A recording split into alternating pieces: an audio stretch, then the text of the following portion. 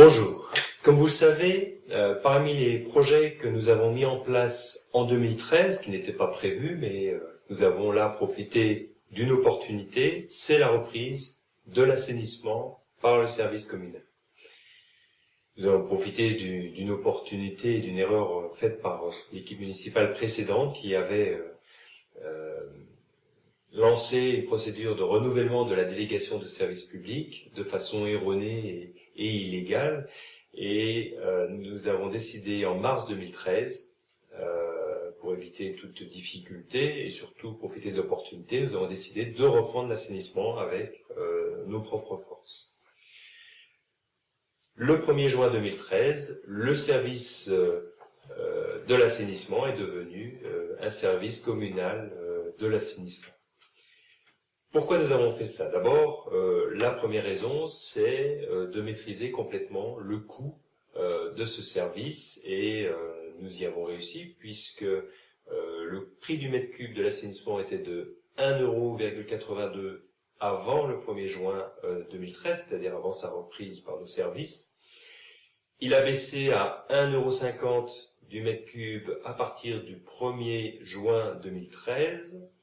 Et puis, nous avons à nouveau, en décembre 2013, décidé de baisser le prix du mètre cube de l'assainissement à 1,40 € à partir du 1er janvier 2014. Alors, ce n'est pas complètement visible sur les factures que vous recevez depuis le début de l'année. Cela apparaîtra sur la facture définitive qui sera envoyée par le SIAP en octobre ou novembre 2014. Il y aura une régularisation à ce moment-là. En tout cas, le prix du mètre cube de l'assainissement baisse et parallèlement à ça, nous maîtrisons mieux les investissements que nous avons à faire pour l'assainissement. Ce point est important. Lorsque nous sommes arrivés aux affaires de la commune, nous avons constaté qu'il existait un projet géré et organisé par un cabinet. Un projet d'investissement de plus de 400 000 € sur notre station d'épuration. Et c'est même un projet en en-tête de station, c'est-à-dire au début de la station d'épuration. L'objet de ce projet était, à la demande de la police de l'eau, était d'être en capacité d'absorber les pluies d'orage. Car lorsqu'il y a des pluies d'orage aujourd'hui, quand il y a vraiment des orages très violents, la capacité de notre station est dépassée et nous avons, de façon inopportune, des rejets directement dans la rivière et donc des pollutions de la rivière. La police de l'eau nous a demandé de remédier à cela, c'est tout à fait normal. Et donc, le projet qui nous était proposé, c'était de modifier l'entête de station pour mettre des pompes surpuissantes pour être en capacité d'absorber les eaux pluviales venant en surplus du fait des orages. Lorsque nous avons repris le service assainissement, je rappelle que nous avons formé nos propres agents à ce service, mais que nous travaillons avec un partenaire qui dispose des compétences et notamment d'un ingénieur. Et c'est cet ingénieur qui travaille pour notre service communal qui étudie tous les projets d'assainissement et les propositions d'investissement. Il est apparu plusieurs défauts au projet qui nous était proposé. Je rappelle un projet de 400 000 € d'investissement. Je vais en citer deux.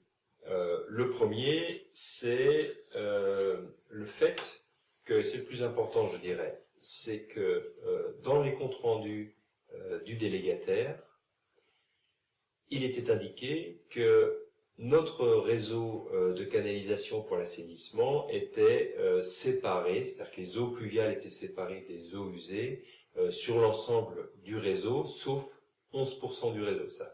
Les 11% du réseau, c'est ce qu'on appelle le réseau unitaire, où transitent à la fois les eaux usées et les eaux pluviales. Et c'est bien ce réseau unitaire qui pose problème, puisque quand il y a des pluies d'orage, les pluies viennent dans ce réseau unitaire et vont directement à la station avec les eaux usées, au lieu de passer directement dans la rivière. Et c'est ce qui provoque des difficultés en tête de station et notamment des débordements en rivière d'eau usée lorsqu'il y a des phénomènes d'orage.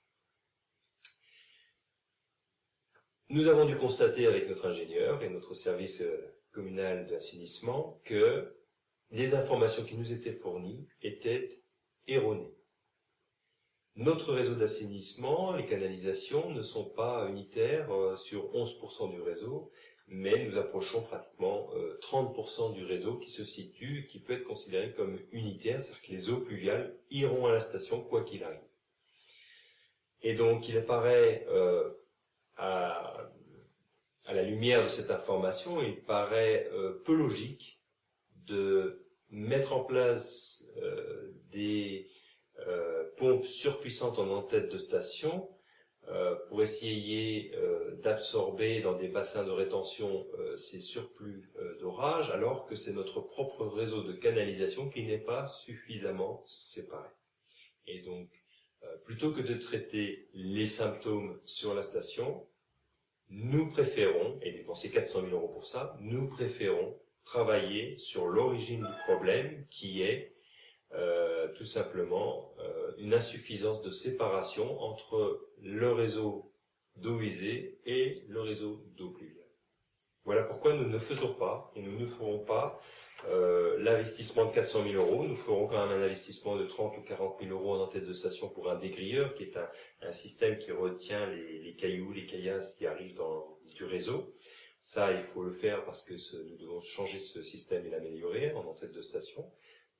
Coût 30-40 000 €, mais nous allons nous concentrer sur les origines de notre problème, c'est-à-dire la séparation des eaux usées et des eaux pluviales sur notre réseau d'assainissement. Ça, c'est le premier point. Le deuxième élément technique, c'est notre ingénieur qui nous l'a signalé fin juin 2013, puisqu'il est allé vérifier le fonctionnement réel de notre station. Contrairement à ce qui était dit, par le cabinet qui travaillait sur l'entête de station et notamment sur la montée en puissance des pompes en entrée de station, il est apparu que la station ne fonctionnait pas et ne fonctionne toujours pas comme elle devrait. C'est-à-dire que nous avons 3 bassins de rétention et sur les 3 bassins de rétention, seulement 2 fonctionnent correctement. Dès que les 2 bassins de rétention sont pleins, l'eau va directement à la rivière sans alimenter le 3e bassin de rétention. Les 3 bassins sont normalement en série. Et donc il y a là un dysfonctionnement sur la station que nous corrigeons. Donc à la fois parce que notre réseau n'est pas suffisamment, et notre réseau unitaire est trop important en quantité, donc beaucoup trop d'eau pluviale va sur la station, et aussi parce que la station ne fonctionne pas exactement comme elle le devrait, nous allons faire les travaux là où cela convient, c'est-à-dire pour régler les problèmes d'origine de notre réseau d'assainissement. Et donc il n'est pas question de faire monter en puissance et d'acheter des pompes surpuissantes pour corriger les symptômes plutôt que de traiter l'origine des difficultés. Enfin, je rappelle, le tarif de l'assainissement a baissé au mètre cube, mais plus de 10 000 € de coût a été supprimé pour les Arnolfiens, puisque désormais, depuis le 1er juin 2013, le coût de la vérification de conformité des branchements de l'assainissement est désormais gratuit. Cela coûtait pour les Arnolfiens 140 € à chaque vérification auparavant.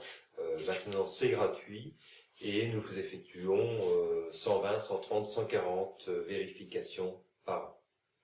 Vous le voyez, sur l'assainissement également, nous effectuons des investissements là où c'est judicieux, nous évitons les dépenses là où ce n'est pas nécessaire, et nous avons d'ores et déjà réduit le prix du mètre cube pour l'assainissement de façon importante. Si nous pouvons encore le faire, nous le ferons. Pour l'instant, c'est 1,40 € du mètre cube.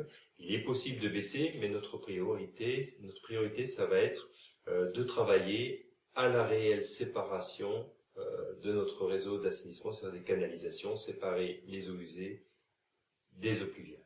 Merci.